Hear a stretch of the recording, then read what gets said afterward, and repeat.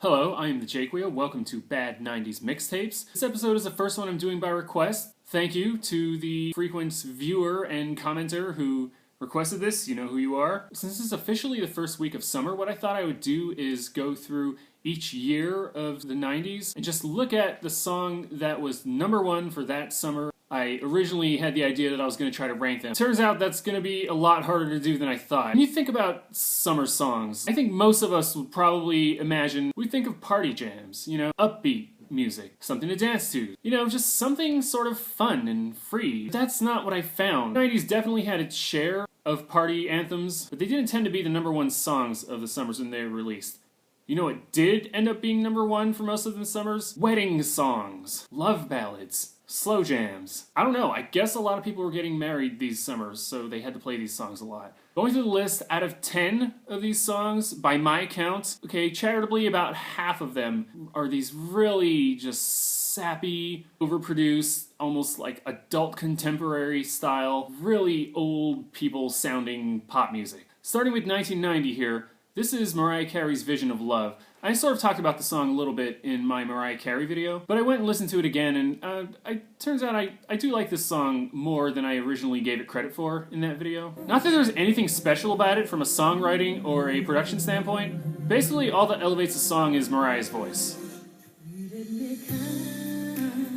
I think if you give this song to any other singer, it's really nothing special, but this was from Mariah Carey's debut album, Mariah Carey, sort of a new voice on the scene.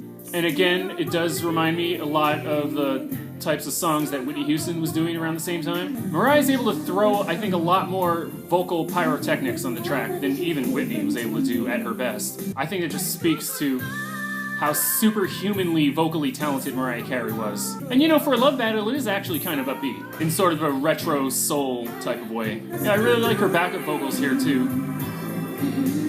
I'm assuming this is all her voice. So this is basically the song that sets the tone for the decade, summer of 1990. And this is the hot new superstar on the scene. She would continue to rule basically throughout the end of the decade, too. I'll be honest, I don't have any memories of this song. I might have been too young for it. The first Mariah Carey song I remember hearing, like I said in my earlier video, was her cover of I'll Be There. And here we go, right into another wedding song, slow dance staple. This is All For One with the song I Swear. All For One were one of the more popular, I think, male vocal groups that came out in the wake of Boyz II Men. Like Color Me Bad, they were a little more diverse. There were 4 guys, 2 of them were white and 2 were black. It's really funny when the black guy's voice comes in, it's so much better than the white guy. I don't know why the white guy got to be the main vocalist in this group. This is the white guy singing the beginning of the song. Now to me, this song isn't nearly as good as All For One's masterpiece, I Can Love You Like That. It's kind of boring. The harmonies sound good at least. Here's the black singer doing the second verse. You can already tell his voice has a lot more personality, a lot more power in it. Now to me, this song just kind of drags. It takes too long to get to the point, and then the point isn't really worth the payoff either. Okay, so apparently this was a country song before All For One recorded it.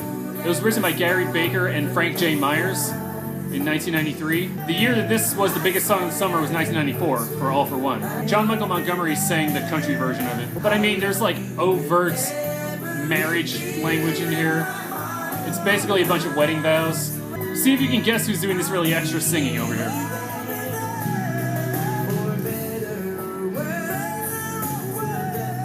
What's funny is that All For One debuted with a wedding song as their first single called So Much In Love. This one ended up being much more popular, of course. 1991, Bryan Adams, Everything I Do It For You.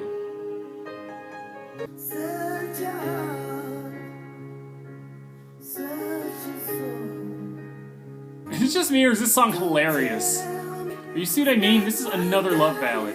Another wedding song. This one I think goes a little more bombastic than the others. I can see what Bryan Adams was going for here. I think he's trying to write the power ballad to end all power ballads. Of course, originally appeared on the soundtrack to the unwatchable film Robin Hood, Prince of Thieves from 1991. Alan Rickman is good in that movie, I guess, but yeah, the rest is not worth seeing. I don't know, maybe it's because I can't get the image of Joe Bluth singing this to his brother Michael Bluth. whenever I hear it, that's all I think about. I don't know, it's something about his voice or the production. It's all just so over the top. I've probably just heard this one too much. It's impossible for me to hear it with fresh ears to try to make sense of it.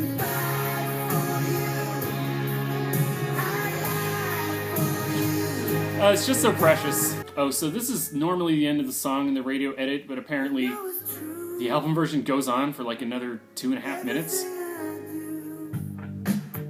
Ugh. Here we go. My old arch nemesis is back. Sean Combs, aka Sean Puffy Combs, aka Puff Daddy, aka P. Diddy, aka Big Baby Jesus, aka... This is the song I'll Be Missing You from his album No Way Out. Of course, this was released as a tribute to his friend Biggie. Nobody calls him Notorious B.I.G. His name is Biggie. This is the song of summer in 1997, featuring Faith Evans, Biggie's wife, and 112, who are an R&B group also signed to the Bad Boy label. You know, Puffy really pioneered mumble rap when I think about it. You go back and listen to his rhymes, his flows. It was like between him and Mace, it was a battle for who could be the most boring-ass person on the mic. I mean, you would think his friend got murdered. You know, the best he could do is sample The Police, write 2 verses of really uninspired, just lethargic, boring rhymes. I think at the time I found this really distasteful. I think it seemed really opportunistic to me. Not that it's, you know, always a bad thing to do a tribute song or do a song for someone who passed on. It was as if he had it, like, ready to go. He doesn't even say that much specific stuff. Oh, we shop for new clothes and kicks. Okay, we made hits. Like, yeah, of course you miss him. He was your cash cow. And that wasn't even a fat joke. To Puffy's credit, he did try to make it on his own as a rapper prior to the death of Biggie. This is by far the biggest hit he had as a rapper. I just wish he would have stuck to producing, that's all. Even his production at this time was getting really lazy, though. He's sampling the song Every Breath You Take by The Police, which is a weird, creepy, stalkerish song. I mean, you know, it's a soft rock sort of song in a way, but it's also got kind of a weird, dark edge to it. And he just sands that edge away entirely. He just defeats the entire purpose of the original track, you know, just to make his own version of the sappy love ballad. I'm counting this as a sappy love ballad. I know it's Friends, and it's not romantic, unless you count the presence of Faith Evans on the track, but it's still one of those types of songs. Yeah, if I was ranking these songs from best to worst, this probably would rank at the bottom just on principle. Ugh, another wedding song. I can't do this. I can't do the 90s. So this is UB40's cover of I Can't Help Falling in Love with You. This is the #1 summer song from 1993, and I've always hated it. I don't even like the original version of the song, but at least Elvis Presley has the voice of Elvis Presley. The singer for UB40 always sounded like a really inhibited white guy doing karaoke. Ugh! Stop! This is from the Sharon Stone movie Sliver, and listen to how weak that singing is. Could he possibly sound more comatose?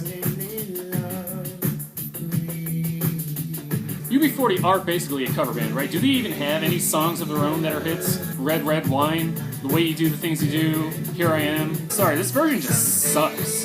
Here's my least favorite part coming up, is this trumpet that comes in at the end. I mean, I'm not asking for like Miles Davis level horn solo, but that's what you play when you can't think of anything. It's like they pointed to the kid in the band room and said, hey, play something on the trumpet. Oh, okay, I'll...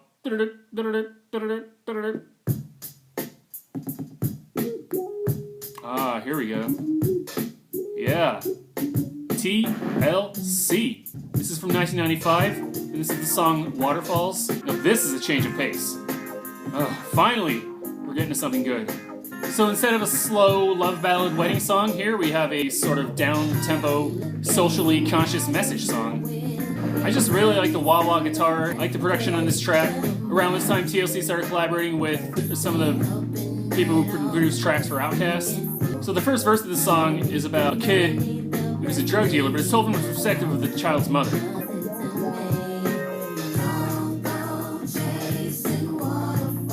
And it's a really kind of an interesting message because it appears that they're trying to warn you not to take too many risks with your life. You know, basically stay on the straight and narrow. Yeah, don't go too far from your comfort zone. Which is not a message, it's almost sort of a conservative type of message. And the second verse is basically about a guy who contracts HIV from the woman that he's seeing. So I guess don't go chasing after promiscuous women or something. That's the message in the second verse. My favorite part, of course, is Left Eye's rap verse after that. Left Eye was always my favorite.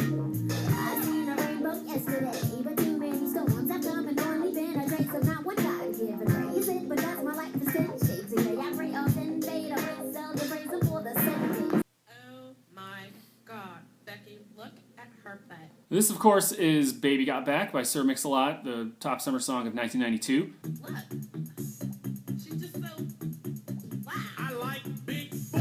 I know I've been hard on this song in the past, but to be fair, I also erroneously said that this song came out in 1991 in my Naughty by Nature video. I was wrong about that. So I can be wrong sometimes. This is what I think of when it comes to party song. This is a proper party jam. It's upbeat, it's loud, there's nothing subtle about it. You know, it's just right there in your face. Oh my god, Becky. No, I even think Mix-a-Lot's production still sounds pretty good. I don't care for his rhymes that much, but it doesn't sound that bad for a rap song from 1992. So say what you will about Baby Got Back, it is an early attempt at trying to foster body positivity in a pop song. Well, Cosmos says you're fat, but I ain't down with that. You know, it's an early attempt at that sort of thing that I think would become more common in pop music later on. Oh boy, here we go, 1999, Christina Aguilera's Genie in the Bottle is the #1 song of summer. Everything about this song makes me feel creepy now. I don't know why I couldn't see how wrong it was at the time. For whatever reason, apparently, in the late 90s, we all turned into a bunch of Humberts, and, you know, it became okay, or at least expected, to ogle teenagers and sexualize young people far beyond the degree that we ever had before. Christina's song, Genie in a Bottle, is an ode to foreplay. That subtext is very clear, I think, even at the time when I was listening to it as a teenager. But it's like couched and presented in such a way that there's plausible deniability there, where you could say, well, she's just saying that, you know, you need to actually get to know someone, or, you know, you need to get to know someone's likes and dislikes, or their turn-ons and turn-offs. See? There, it's creepy. You can't talk about it, I think, without getting into that kind of subject matter, and I find it highly problematic and highly questionable.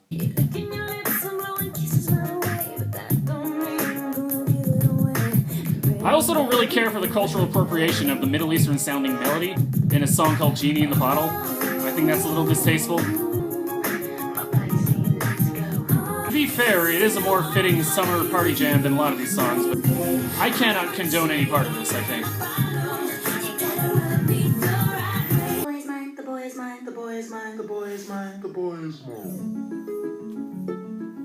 And this is from 1998, Brandy and Monica's The Boy in His Mind. Brandy and Monica individually probably each deserve their own video. They were both teenage R&B singers, both pop stars in their own right, prior to collaborating for this song. Excuse me, can I please talk to you for a minute? I do like how this production sounds. This starts out very intriguingly. I think the rest of the song possibly does not deliver on that promise, but it does at least start in a way that's interesting. This sounds very good for 1998 to me, these synths and these, what are these, vibes? Marimbas in the background? I don't know. You know, it does kind of bump, too. Hey, this could be an Aaliyah song, sort of. I think the only thing I don't like about this song is you can't really tell Brandy and Monica apart on it. They sound very different on their own tracks, but for whatever reason on this track, I think that's Monica, but they sound so similar to each other. I think they could have brought a little bit more of their own individual personalities to the track. Yeah, something about what the production is doing with their voices kind of robs them, I think, of their personalities.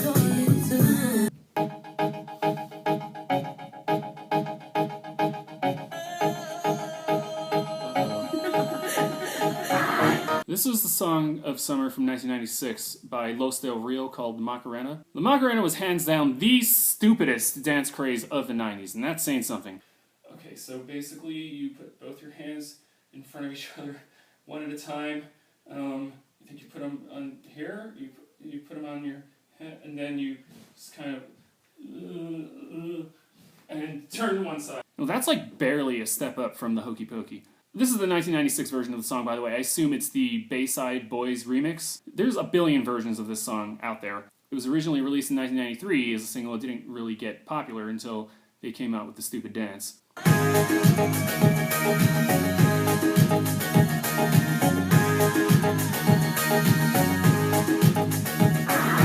I mean, as far as the song... I'm sorry.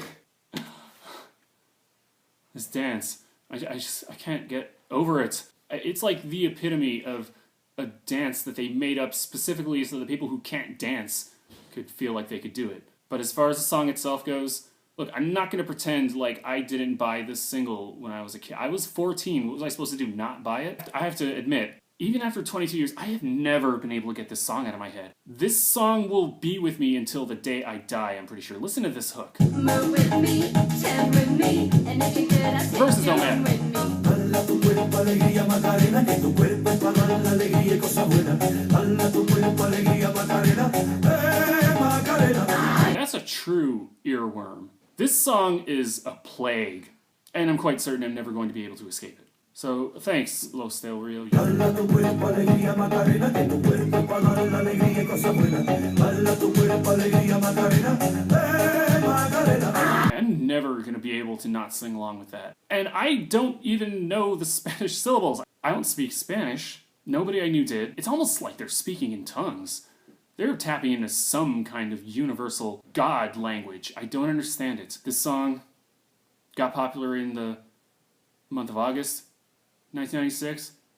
Basically stayed #1 for the rest of that year. You know, this song broke all kinds of records. And not for nothing, it did kind of open up the door for more Latin American artists to find success in America. I mean, this is following things like Miami Sound Machine and Selena. But, you know, I feel like I spent about half of the 90s with the prediction that, like, Latin music was going to be the next big thing or whatever. And I don't know if it ever really happened. You had a few superstars like Ricky Martin, Jennifer Lopez come out near the end of the 90s. But as far as I'm concerned, none of them ever got as big as this. Not even Ricky. So that was all 10 songs of summer for each year of the 1990s. Let me know in the comments which one is your favorite. Check the description for the link to the Spotify playlist. Have a good summer. I'm the Jaquio. This was Bad 90s Mixtapes. I'll see you sometime in the future.